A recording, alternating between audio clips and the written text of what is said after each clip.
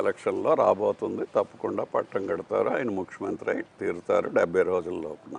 ఇలాగ మీరు అంటున్నట్టు అంతకుముందు నిజంగానే ఉత్తరాంధ్ర జిల్లాలో వాళ్ళందరూ చాలా నిర్లక్ష్యం జరిగింది ఈ కాంగ్రెస్ పాలనలోన. తెలుగుదేశం వచ్చింది నిజంగా కంచుకోటగా తయారు చేసుకుంది. మరి 2019కి మనం తీసుకుంటే ఉత్తరాంధ్రలో ఆ పరిస్థితి ఎందుకు వచ్చింది అంటున్నారు? ఈ జరగబోయే ఎన్నికల్లో అది రిపీట్ కాకుండా ఉంటుందనే భరోసా ఉందా మీకు ఏమైనా? మనది కర్మభూమి. ఒక ఆలోచన ఉంటుంది.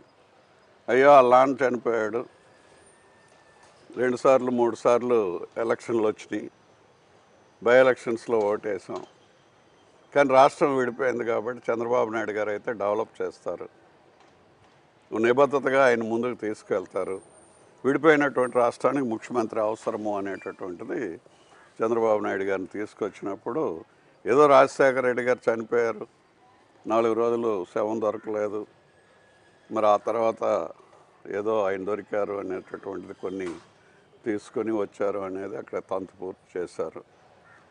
కానీ ప్రజల్లో ఏంటంటే ఒకసారి అవకాశం వాళ్ళ అబ్బాయికి ఇద్దాము అనేటటువంటిది ఆ సింపతీస్లో ఉండిపోవటం. ఒక అవకాశం అని అడిగితే ఈయనకు ఒక అవకాశం ఇచ్చారు అనేటటువంటి. అందుకోసం ఎప్పుడు కూడా పొలిటీషియన్ ఆలోచించుకోవాల్సింది ఒకటి, మనకు అవకాశం వచ్చేటప్పుడు మనం ఏ విధంగా రాష్ట్రాన్ని కానీ మన ప్రాంతాన్ని కానీ మన నియోజకవర్గాన్ని కానీ ఏ విధంగా డెవలప్ చేసామనేటటువంటిది ముఖ్యం.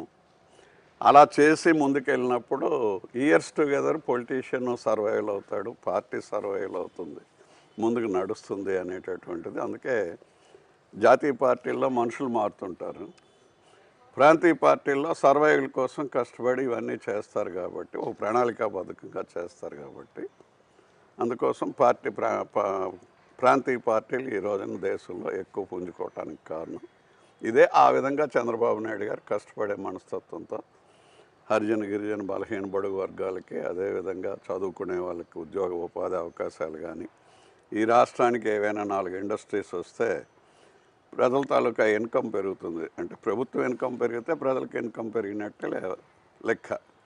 దాని ద్వారా సంక్షేమ కార్యక్రమాలు చేస్తూ ముందుకు సాగి ప్రజలను కూడా చదువులో కానీ, వైద్యంలో కానీ, ఆరోగ్యంలో కానీ వాళ్ళకు కూడా ఇవ్వాల్సినటువంటి ప్రాధాన్యత ఇచ్చి ముందుకు తీసుకొచ్చి అందరికీ ఆర్థికంగా బాగుండే విధంగా పేదరికాన్ని పాల్గొనడానికి తెలుగుదేశం పార్టీ చంద్రబాబు నాయుడు గారి హయాంలో కృషి చేయటం, దానికి మేమందరం కూడా ఆయన్ని ఫాలో కావడం. ఎప్పుడు కూడా ఏంటంటే పార్టీలో నాయకత్వం, ఫైనల్గా బాస్ ఈజ్ ఆల్వేజ్ రైట్.